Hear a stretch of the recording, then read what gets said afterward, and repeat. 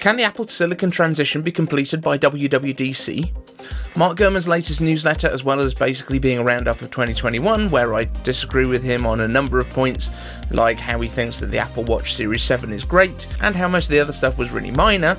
Really, Mark? He does mention that Apple Silicon transition could be complete as soon as June's WWDC, but everyone else thought it was going to be October or November. So who's right here? I kind of think everyone is. I'm Mike F. David, and I simplify Apple so that everything just works for you. And if you want the latest Apple news, leaks, and rumours every weekday at 1300 UTC, like the video, subscribe to the channel, and ring my bell. And also on this show, we are going to be talking about how Apple's AirPods Pros could well be getting that sweet, sweet lossless audio in the fourth quarter of this year, so hold on for that. Oh, and Happy New Year and stuff. And that's 2022, which is the same year that Apple Silicon's transition could be done and dusted. But when? First, we have to know what we're expecting this year. So, first of all, it's the more bigger Pro-level iMacs, the Pro-level Mac Mini, and the Mac Pro, as well as getting our first look at M2, most likely in a redesigned MacBook Air. So the best theory right now is that Apple will hold a March or April event, more likely late March, to show the new, more bigger iMacs, but containing the same chips as the MacBook Pro range that came out at the end of last year.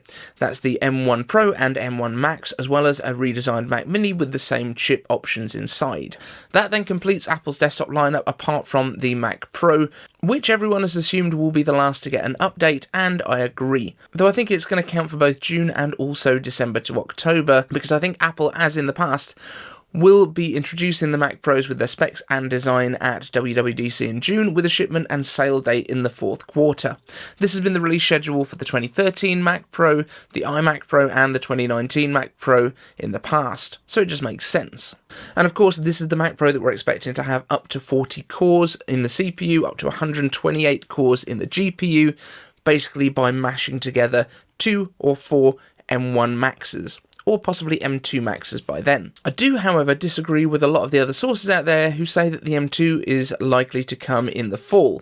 I think it makes far more sense for it to come in March as well. The base M series chips are the ones most likely to be used in education, and especially in educational establishments, schools, universities, etc. So they need to be available to be procured ready for that September academic year to begin. But in terms of the M2 introduction in the spring, think about it. The M1 Pro and M1 Max in the iMac and the Mac Mini need no introduction. Just, we're bringing the awesome power of the MacBook Pro to the desktop, and then they can introduce the new M2 with its power efficiency and long battery life, even faster than the M1, and with better graphics, and everyone's happy. Could there be a version of the M2 in a MacBook Pro as well? Well, maybe, with even better battery life than the Air and the extra connectivity, perhaps even the option for 2 external displays with the Air just supporting 1. Not quite sure on that one, but certainly ProMotion in the Pro display with the Air just getting the 60Hz mini LEDs, that's my thoughts at any rate. But let me know what you think about that down in the comments section. And on to AirPods Pro. It looks safe to say that Apple is doing a 3-year cycle on the AirPods line, so the AirPods Generation 3 last year, AirPods Pro this year, and presumably AirPods Max in 2023, giving it a nice cycle before starting the whole thing again. Of course, we're expecting MagSafe in these new cases just like in the current AirPods Pro and the 3rd generation AirPods. Apparently a stemless design, although I doubt we'll see just the current design without the stems. I think it'll be a whole new look because you're going to need something to grab on the outside. And of course the marquee feature, lossless audio. We've all been hoping for this for a while, basically since lossless was announced, but in a recent interview Apple engineers mentioned how they'd like more bandwidth for the audio, followed by a wry smile. So how is Apple going to achieve this? Because Bluetooth just doesn't have the throughput needed, and the assumption would be that Wi-Fi would have enough bandwidth using AirPlay, but that would also probably drain the battery much quicker if Apple uses just straight up Wi-Fi as we have it right now. So I know the batteries would have to be larger in order to keep the lifespan the same.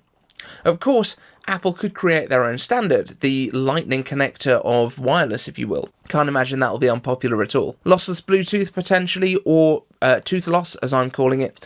So, how excited are you about tooth loss? Let me know down in the comments, as always.